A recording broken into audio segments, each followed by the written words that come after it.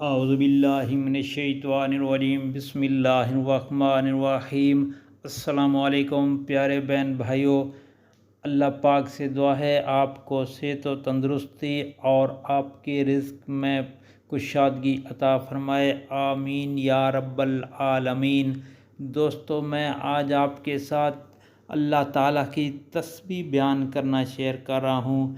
इंशाअल्लाह आपको बहुत इस पे पढ़ने के फ़ायदा होंगे। तो आपने पढ़ना क्या है? बिस्मिल्लाहिर्रहमानिर्रहीम।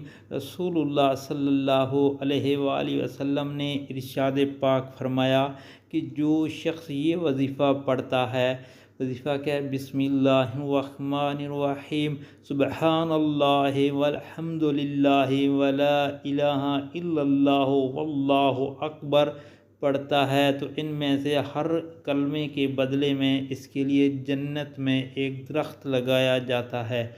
दोस्तों, आपसे भी गुजारिश है, अल्लाह पाक हम सब को ये अमल करने की तौफ़ीक अता फ़रमाए। और आपसे गुजारिश है कि ये नबी पाक सल्लल्लाहु अलैहि वसल्लम का फ़रमान आगे दोस्तों और घर वालों में लाजमी शेयर करें।